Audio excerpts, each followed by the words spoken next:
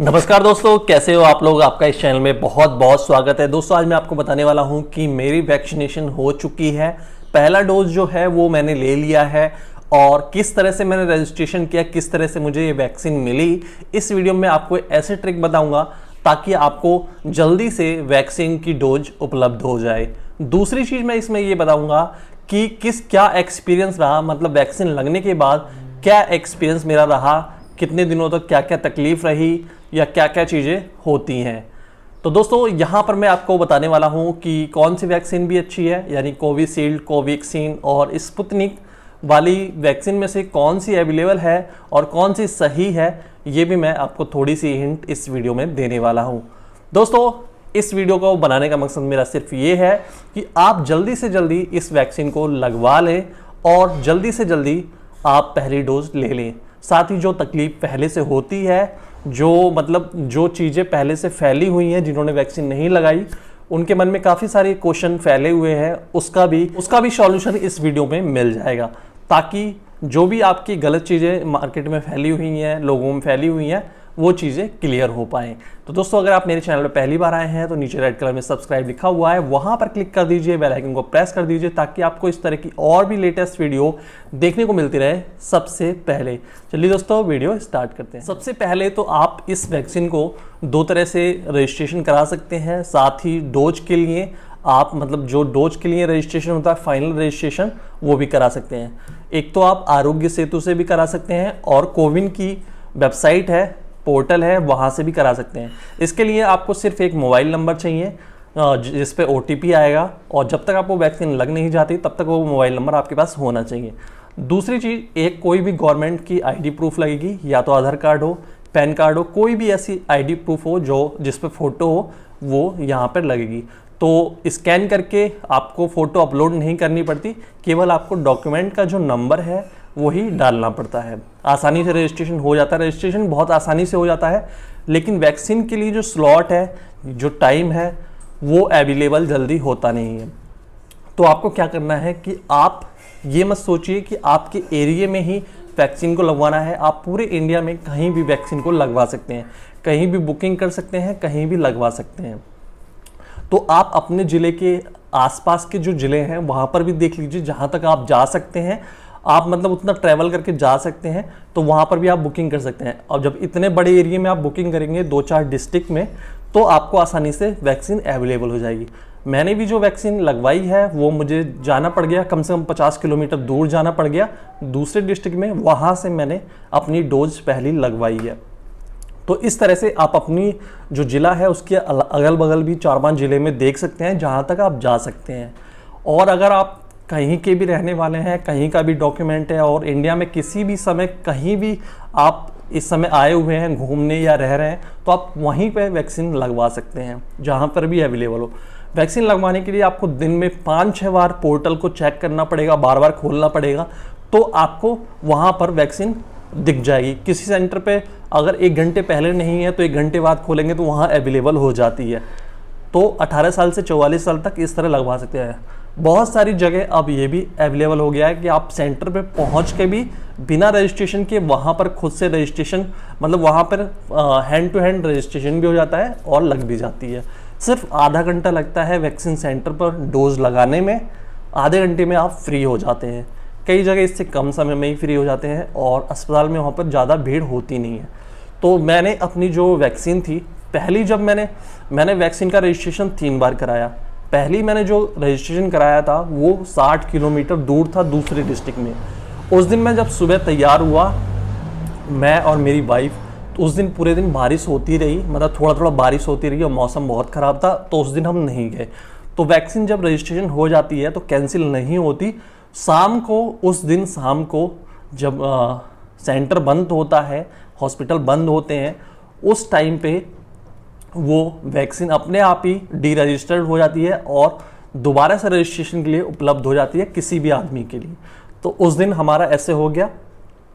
हमें ये डर था कि कहीं ऐसा ना हो कि वैक्सीन का जो रजिस्ट्रेशन है हमारे नाम से हुआ है, हमने ना लगवाया तो कोई दिक्कत आएगी। लेकिन शाम को देखा तो वैक्सीन दोबारा से रजिस्टर करने के लिए बोल रहा था। दूसरी बार जब मैंने रजिस्ट्रेशन कराया तो वो करीब करीब मुझे 75 किलोमीटर दूर था। फिर भी मैंने करा लिया। मैंने कहा चलो मैं चला जाऊँगा, वाइफ और मैं दोनों चले जाएंगे। लेकिन उस दिन भी काफ़ी मौसम ख़राब था और इतनी लंबी दूरी जाना था, इसलिए मैं नहीं गया। फिर मैंने 2 दिन बाद फिर वैक्सीन के लिए रजिस्ट्रेशन कराया, तो मुझे 50 किलोमीटर के अंदर में वैक्सीन मिल गई दोनों जनों के लिए, मुझे और मेरी वाइफ को।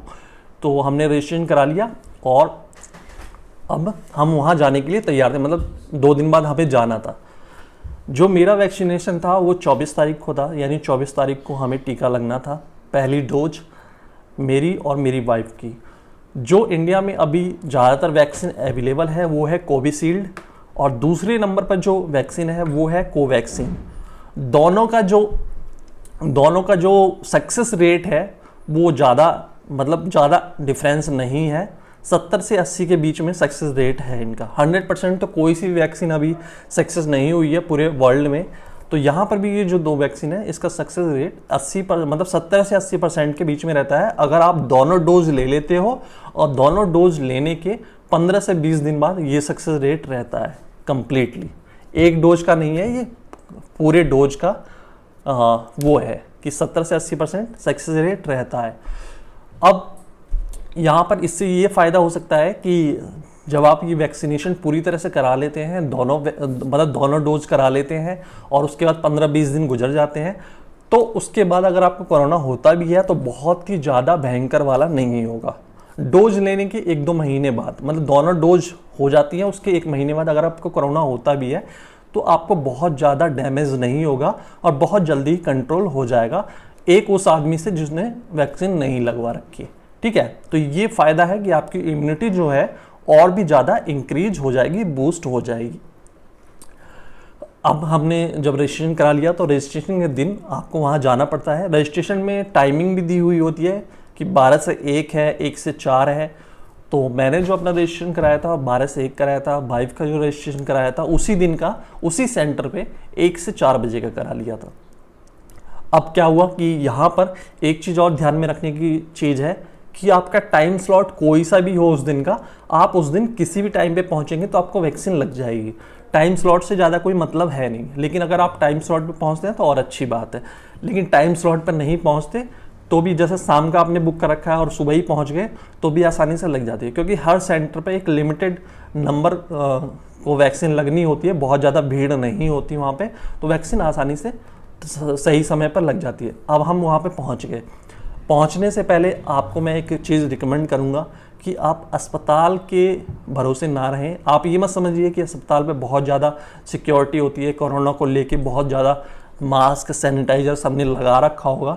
आप इस गलतफहमी में बिल्कुल नहीं बना रहिए। हमने क्या किया था, हमने डबल मास्क लगा लिया था, मैंने और मेरी वाइफ ने, और साथ ही मेरे पास फेस शील्ड भी है। मैंने फेस शील्ड मैंने भी लगा लिया, वाइफ ने भी लगा लिया।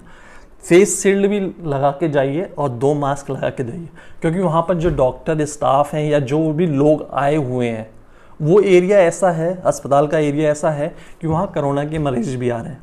ठीक है, और कोई बिना मास्क के भी घूम रहा है, कोई मास्क नीचे करके घूम रहा है और कोई ऊपर करके घूम रहा है, कोई बार बार निकाल रहा है, थूक रहा है, फिर लगा रहा है। ठीक है, ये डॉक्टर को देख के लगा ले रहा है। स्टाफ भी इसी तरह के हैं, बहुत सारे स्टाफ भी इसी तरह के पतले पतले मास्क लगा रखे हैं, एक ही मास्क लगा रखा है, यहाँ तक आ रहा है, मोबाइल चला रहे हैं। तो आप उनके भरोसे मत रहिए, आप अपनी सेफ्टी करके जाइए पूरी अच्छी तरह से, क्योंकि आप ऐसी जगह पे जा रहे हैं जहाँ पर कोरोना होने की संभावना बहुत ज़्यादा बढ़ जाती है। तो हमने डबल मास्क लगाया, साथ ही फेस शील्ड भी लगाया। हम वहाँ पे पहुँच गए और हमारा जहाँ मैंने रजिस्ट्रेशन कराया था वो अलीगढ़ डिस्ट्रिक्ट है, यूपी में। तो जब भी अस्पताल में जाते हैं तो 1 रुपये की पर्ची बनवानी पड़ती है, जहाँ पर नाम, नंबर, किस लिए आए हैं अस्पताल में, ये चीज़ लिखवानी पड़ती है। तो वहाँ 1 रुपये की पर्ची बनती है, लाइन बिल्कुल नहीं लगी होती। तो आजकल अस्पतालों में वैसे भी कोरोना के अलावा किसी चीज़ की लाइन नहीं लग रही। तो वहाँ से 1 रुपये की पर्ची बनी और उसके बाद तुरंत ही दूसरी खिड़की पे, उसके बगल में एक खिड़की होती है दूसरी, वहाँ पर आपकी कोरोना टेस्टिंग होती है, जो 2 से 3 मिनट में कोरोना की टेस्टिंग हो जाती है। अगर आपको कोरोना है तो आपको डोज नहीं लगेगी, और अगर आपके कोरोना नहीं है, नेगेटिव है, तो आपको डोज लगेगी। तो वहाँ पर 2 से 3 मिनट में वो लोग नाक में जो रुई सी होती है, उसे डाल के वो चेक करते हैं, 2 से 3 मिनट में रिजल्ट आ जाता है और उसी 1 रुपये की पर्ची पे वो लिख देते हैं कि कोरोना नहीं है या कोरोना है। कोरोना है तो कोरोना जब होता है तो जो सेफ्टी चीज़ें करनी होती है वो चीज़ आप कराएं, और जब कोरोना नहीं है तो टीका आप लगवा सकते हैं। अब क्या होता है कि जिस समय आपने रजिस्ट्रेशन किया था उस समय हम कोई ना कोई डॉक्यूमेंट नंबर डालते हैं, आधार कार्ड, पैन कार्ड या कोई भी ड्राइविंग लाइसेंस, उस चीज़ की हमें फ़ोटो कॉपी ले जानी पड़ती है। आपको फ़ोटो कॉपी ले जानी चाहिए। फ़ोटो कॉपी नहीं ले जाते तो कई सेंटर पे दिक्कत आ जाती है, कई सेंटर पे नहीं दिक्कत आती, या वो कह भी सकते हैं कि आप फ़ोटो कॉपी करा लाओ, तो आपको दूर भटकना पड़ता है और कराना पड़ता है। तो पहले से ही फ़ोटो कॉपी ज़रूर करा के ले जाएं जो भी डॉक्यूमेंट आपने लगाया है। तो मैंने अपना वाइफ का और अपना थोड़ी दूर पे एक जहाँ फोटो स्टेट था वहाँ से करा के मैं लाया और वो मैंने दे दिया। वो लोग अपनी लिस्ट में देखते हैं कि आपका नाम है या नहीं है, तो उन्होंने मेरा और मेरी वाइफ का नाम देखा अपनी लिस्ट में तो टिक कर दिया कि हाँ आपका रजिस्ट्रेशन आज का है। वो डेली वो लोग फोटो स्टेट निकाल लेते हैं, प्रिंट आउट निकालते हैं, उसी से चेक करते रहते हैं, या कई जगह पे वो सिस्टम पे ही चेक करते रहते हैं कि आपका जो रजिस्ट्रेशन है या नहीं है। उसके बाद वो कह देते हैं आप बाहर बैठ जाइए, अनाउंसमेंट होगा। वो लोग माइक से अनाउंसमेंट करते हैं हर जगह कि ताकि लोग दूर दूर बैठे रहें।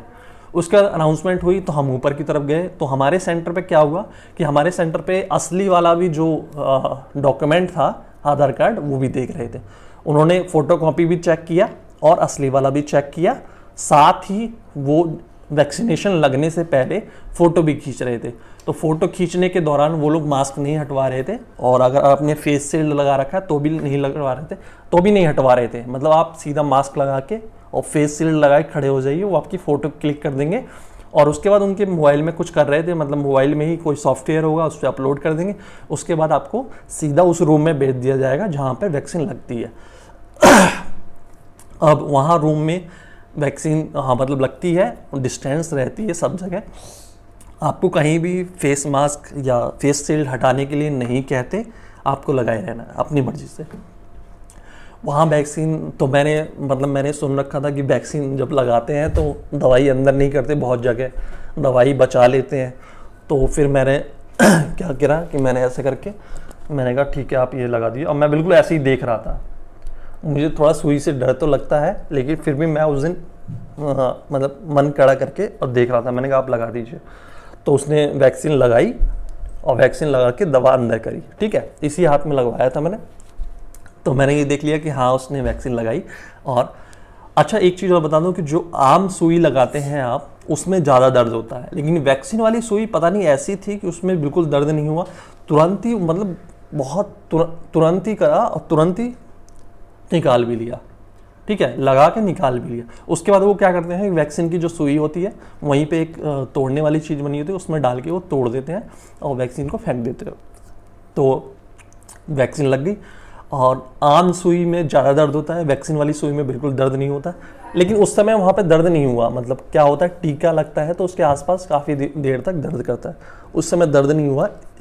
दर्द जो हुआ वो 1 घंटे बाद हुआ। ये सारी चीज़ें मैं आपको बताता हूँ। अब क्या हुआ, टीका लग गया तो वहीं पे एक लेडीज़, मतलब जो अस्पताल का एक कार्ड होता है, सर्टिफिकेट भी कह सकते हैं, कार्ड होता है, उस पर नाम, नंबर, पता आपका ही, मतलब आपकी पूरी डिटेल डाल के, और फर्स्ट डोज लग चुकी है, दूसरी डोज कब लगवाने आना है, उसने हमें वो सर्टिफिकेट दे दिया अस्पताल का।